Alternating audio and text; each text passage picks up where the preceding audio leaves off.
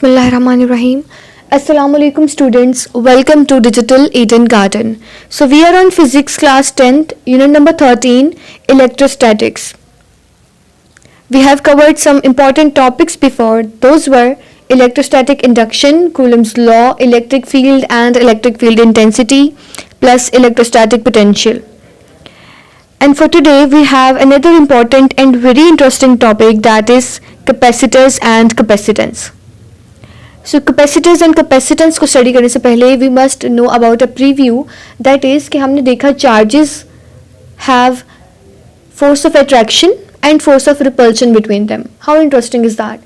How do they manage to create an electric field around themselves and how they affect in those fields on the other charges? So all of these phenomena are quite interesting. और इसी में एक और phenomena अगर हम add करें, कोई चीज़ add करें, those are capacitors. What do they do? Capacitors क्या करते हैं? Capacitors store charges.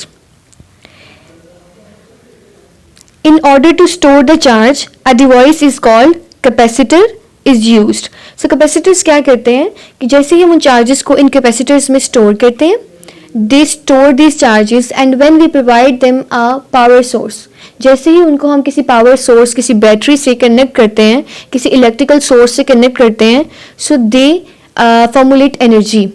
वो इन स्टोर्ड चार्जेस से एक एनर्जी प्रोवाइड करते हैं. उस एनर्जी को हम डिफरेंट कामों में यूज़ करते हैं. डेली लाइफ एग्जाम्पल में अगर देखें तो ये कैपेसिटर्स हमारे इलेक्ट्रॉनिक डिवाइसेस में यूज़ होते हैं. सपोज हमारे ceiling fan, air coolers, refrigerators, all of these are examples, good examples of capacitors. इन सब में कैपेसिटर्स यूज़ हो रहे हैं. कैसे वो एनर्जी क्रिएट करते हैं, कैसे वो एनर्जी जो है वो जनरेट करते हैं. Energy not be created not be destroyed, so वो एनर्जी जनरेट करते हैं. सो जैसे ही वो एनर्जी जनरेट करते हैं इन चार्जेस से, उस एनर्जी को हम अपनी डिवाइसेस को रन करने में यूज़ करते हैं. सो फर्दर इसको स्टार्ट करते हैं कि कैपेसिटर्स का स्ट्रक्चर कैसा है, कैसे होते हैं capacitors and how do they work.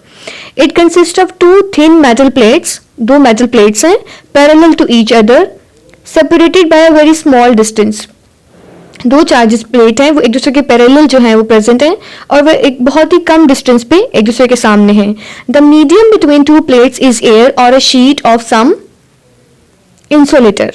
और मीडियम जो हमें प्रेजेंट है that is air. So medium change भी हो सकता है, ठीक है, ज़रूरी नहीं कि सिर्फ एयर और शीट ही हो सकती है. इंसुलेटर बहुत डिफरेंट मीडियम्स भी यूज़ हो सकते हैं. So this medium is known as dielectric. और कैपेसिटर्स और कैपेसिटेंस की जो वर्किंग है वो डिपेंड करती है इन मीडियम पे. डिफरेंट मीडियम के लिए जो कैपेसिटेंस है, उनकी जो काम करने की सलाहियत है कैपेसिटर्स की, वो डिफरेंट होती है. सो कैपेसिटर्स कुछ इस तरह से होते हैं. ये दो आपको मेटल प्लेट्स नजर आ रही हैं, ठीक है, जो कि दूसरे के सामने हैं और पैरेलल हैं. और इन्हीं को जब हम किसी इलेक्ट्रिक सोर्स से जो है वो अटैच करते हैं, सो यहाँ पे चार्जेस की डिस्ट्रीब्यूशन होती है. फर्दर हम इसकी वर्किंग देखते हैं किस तरह से ये चीज़ें काम करती हैं. So if a capacitor is connected to a battery of V volts, उसको हमने एक power source provide किया है, that is battery of V volts, then the battery transfer a charge Q from plate B to plate A. So वो charges की induction हो जाएगी वहाँ पे, जो हम electrostatic induction में study करके आए. जैसे ही हम उसको कोई source provide करें, वहाँ पे charges की displacement हो गई या induction हो गई है वहाँ पे charges की.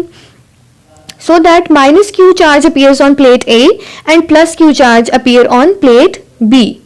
This is how. These are the positive charges on plate A and these are the negative charges on plate B, and the direction of these charges is always directed from positive to negative.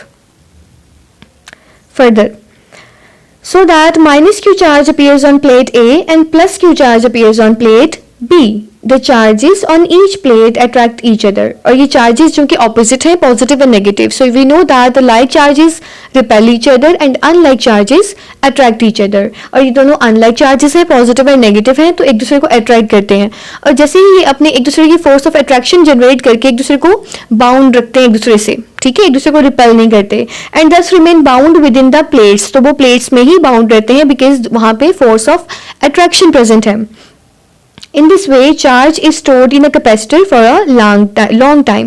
So इस वजह से charge जो है उन capacitors में store कर लिया जाता है because they are not moving, they are in force of attraction, under the force of attraction. Also, the charge Q stored on plates is directly proportional to the potential difference. अब जितना हम उसको battery से volt provide करें, volt is potential difference, जितना हम उसको potential difference provide करें उतना ही उसमें चार्ज जो है वो स्टोर हो रहा है. दैट मीन्स कि उतनी ही उसकी चार्ज की कैपेसिटेंस है. सो हमारे पास कुछ इस तरह से इक्वेशन बन जाएगी, Q is directly proportional to V. यहाँ पे डायरेक्टली प्रोपोर्शनल का साइन मिसिंग है, थोड़ी सी मिस प्रिंटिंग है. So Q is directly proportional to V. And जब हम इसमें प्रोपोर्शनैलिटी कांस्टेंट ऐड करेंगे for removing the directly proportional, so यहाँ पे हमारा प्रोपोर्शनैलिटी कांस्टेंट आ जाएगा, where C is the proportionality constant called the capacitance of the capacitor. उस कैपेसिटर की कितनी कैपेसिटेंस है वो वहां पे कांस्टेंट है. And is defined as the ability of a capacitor to store charge. Capacitance क्या चीज है? ability of that capacitor to store that charge. It is given by the ratio of charge and the electric potential. So अगर हमने C को separate करें, V यहाँ पे spare है, इसको इक्वल की दूसरी साइड पे लेके चले जाएं तो हमारे पास कैपेसिटेंस निकल आएगी. Capacitance is equal to Q over V. ऐसे यूनिट बात करें तो ऐसे unit of capacitance is farad, because ये माइकल फैराडे ने इंट्रोड्यूस करवाया था. सो हमारा जो यूनिट है वो भी साइंटिस्ट के नेम पे है. ऐसे unit of capacitance is farad. और उसकी भी अगर हम डेफिनेशन की बात करते हैं कैपेसिटेंस के यूनिट फैरेड की, if one column of charge is given to a plate of a capacitor, अगर चार्ज जो है वो 1 column है, to the plates of a capacitor produces potential difference of 1 volt. Unit message, unit charge, unit volume की बात होगी, unit volt की बात होगी. सो 1 column चार्ज है और 1 वोल्ट ही उसका पोटेंशियल डिफरेंस है between the plates of the capacitor, then its capacitance would be 1 farad. तो उसकी कैपेसिटेंस का यूनिट फैरेड है और वो भी क्या होगी? 1 फैरेड के इक्वल होगी. Further, farad is a large unit. Usually we use a smaller unit such as microfarad, nanofarad and picofarad. Same like हमने जिस तरह साउंड ऑफ इंटेंसिटी का यूनिट देखा था, बेल था, उसे हमने डेसिबल में चेंज कर दिया. सेम ये भी फैरेड भी एक लार्जर यूनिट है जिसे हमने स्मॉलर यूनिट्स में डिवाइड कर दिया. That is microfarad, nanofarad and picofarad. I hope capacitors and capacitance clear है. कैपेसिटर्स वो डिवाइसेस हैं जो चार्जेस को स्टोर कर रहे हैं और कैपेसिटेंस उनकी एबिलिटी है कि वो कितना चार्ज स्टोर कर रहे हैं. अब एक एग्जांपल है जिससे हम इस फॉर्मूले को यूज करते हुए जो कि हमने अभी निकाला है, capacitance is equal charge over volt. So इसको यूज करते हुए हम एक एग्जांपल सॉल्व करते हैं. एग्जांपल नंबर है 13.2. The capacitance of a parallel plate capacitor is 100 microfarad. ठीक है, कैपेसिटेंस हमें गिवन है, that was C, and the potential difference between its plates, और जो उसकी प्लेट्स में पोटेंशियल डिफरेंस है that is 50 volt. So find the quantity of charge stored on plate. So इसका सोल्यूशन में अगर हम इसको देखें, सो 50 वोल्ट हमें गिवन है V एंड कैपेसिटेंस हमें गिवन है C, दैट इज 100 माइक्रोफैरेड. सो अगर हम इसको फॉर्मूले में यूज करते हैं, that is Q is equal CV या C is equal Q over V, दोनों सेम बात है. सो पुटिंग दीज वैल्यूज, हमारे पास जो कैपेसिटेंस है दैट इज 100 और माइक्रो की जगह वी यूज 10 into 10⁻⁻⁶, और आगे हमारे पास है वोल्ट और वो वोल्ट है 50 वोल्ट.